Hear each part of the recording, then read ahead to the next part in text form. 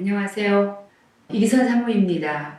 저는 오늘부터 여러분들이 성경을 읽는 데 있어서 어떻게 하면 성경을 더 효과적으로 읽을 수 있을까, 또 성경 속에 나타난 배경이라든가 역사적 사실이라든가 내용들에 대해서 제가 좀 더 요약해 줌을 통해서 여러분들이 성경을 읽는데 도움을 드리고 싶습니다.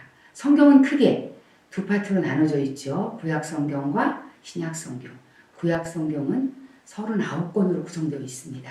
신약 성경은 27권으로 구성되어 있습니다.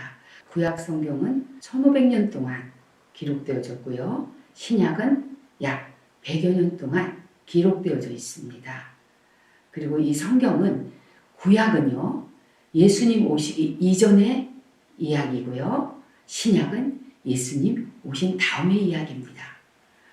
그리고 이 성경은요, 어떤 허구나 소설이나 철학책이 아닙니다. 실제 일어난 역사적 사실입니다. 이 사실에 근거했기 때문에 성경에는 좋은 이야기만 쓰여 있지 않습니다. 이 성경은 정말 우리가 낯뜨거워서 보기가 좀 민망한 부분들도 기록되어 있고, 하나님은 이 성경을 통해서 우리에게 정말 하나님의 의도하신 것들을 주기 위해서 기록되어 있기 때문에 사실적이고 적나라합니다. 그런데 왜 우리가 이 성경을 알아야 할까요? 하나님 보이지 않습니다. 그런데 보이지 않는 하나님을 가장 명확하고 확실하고 분명하게 드러내신 것, 다시 한번 계시하신 것이 바로 성경이기 때문에, 내가 만약에 성경을 모른다면 하나님 모르는 겁니다. 내가 믿음이 좋다는 것은 뭐냐면요, 그만큼을 하나님을 잘 알고 있고 바르게 알고 있다는 거예요. 그래서 묵시가 없으면 백성이 망한다라고 성경은 말하고 있거든요. 하나님 말씀을 우리가 바로 알지 못할 때 하나님의 뜻이 무엇인지 모르기 때문에 하나님 말씀대로 올바르게 순종할 수 없는 그런 상황 가운데서 무지한 신앙생활을 할 수밖에 없습니다. 사랑하는 성도 여러분, 우리가 어떻게 살아야겠습니까? 하나님께서 우리를 창조하신 목적대로 살아가기 위해서 기록된 성경을 바로 알고 바로 깨달을 때 여러분의 인생 가운데 놀라운 축복이 일어날 줄 믿습니다.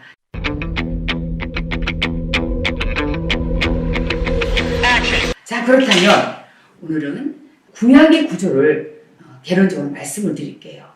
구약은 크게 네 파트로 나눠져 있습니다. 첫 번째, 율법서입니다. 일명 모세오경, 히브리 성경으로 토라라고 합니다. 창세기, 출애굽기, 레위기, 민수기, 신명기, 모세가 썼다고 해서 모세오경이라고 합니다. 율법서라고 했죠. 이거는 텍스트북이고요, 교과서와 같습니다. 두 번째는 역사서입니다. 역사서는 모두 12권으로 구성되어 있어요. 자, 신명기 다음에 여호수아죠.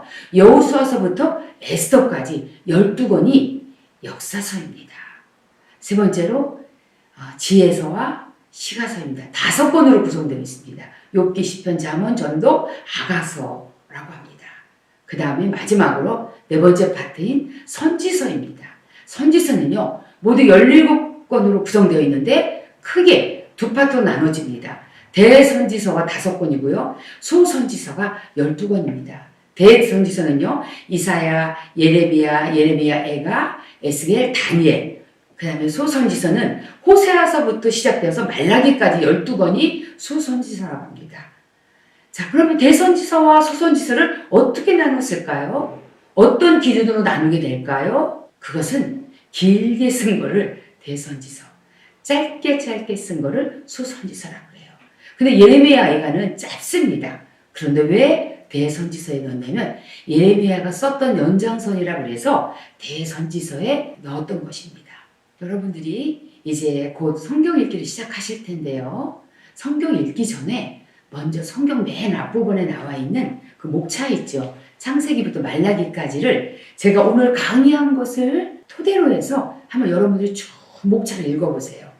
아, 율법서는 여기서부터 여기까지구나. 역사서는 여호수아서부터 에스더까지구나. 지혜서는 이거구나. 선지서는 이렇게 그걸 여러분이 한번 구분해 보시고 나면 훨씬 도움이 될 거예요. 그런데 제가 아까 처음에 말씀드린 것 중에 율법서 5권에서 말씀하셨죠. 이건 매우 중요한 책입니다. 모세오경이라 했던 이 율법서 이 5권은 교과서보다 같아요. 역사서는 뭐냐? 역사서는 이스라엘 사람들이 하나님의 백성들이 율법대로 살았느냐 그리고 살지 않았느냐에 대한 역사예요. 성경을 보다 보면 율법대로 살지 않았을 때 따라오는 결과가 있습니다. 그것은 심판입니다. 그러나 다시 돌이켜서 율법으로 돌아가서 그들이 율법대로 살게 될 때 하나님이 은혜를 주시고 축복하시는 역사를 보게 되는 것이에요. 불행하게도 이스라엘 역사는 순종보다는 불순종으로 얼룩진 역사들이었어요. 그 역사 속에서 보면요. 하나님 말씀이 흥황되어지고 가르쳐지고 레위인들이 제 역할을 할 때는 정말 그 나라가 번성했어요. 그러나 말씀이 흐려지고 말씀이 가르쳐지지 않고 자기 멋대로 자기 성견대로 살아버린 사람들의 역사는요. 반드시 하나님의 심판이 따르는 고통이 따르는 암울한 역사였습니다. 성경은 좋은 말만 쓰는 책이 아닙니다. 디모데후서 3장 16절은 이렇게 말씀합니다. 모든 성경은 하나님의 감동으로 된 것으로 교훈과 책망과 바르게 함과 의로 교육하기에 유익하니 라고 말씀합니다. 여러분 정말 이 하나님 말씀을 통해서 여러분들이 깨우침을 받고 하나님 말씀대로 살아내는 성도가 되기 위해서 그런 마음으로 성경을 대해주시길 바라겠습니다. 이제 여러분들이 성경을 읽기 시작하실 텐데 정말 하나님께서 여러분에게 은혜를 주셔서 이번에 성경을 읽기는 내가 정말 하나님 말씀에 순종하겠다라는 그런 태도를 가지고 읽어주시는 여러분 되었으면 좋겠습니다. 이제 각 권마다 해석이 들어갈 텐데요. 다음 시간 창세기 기대해 주시기 바랍니다. 감사합니다.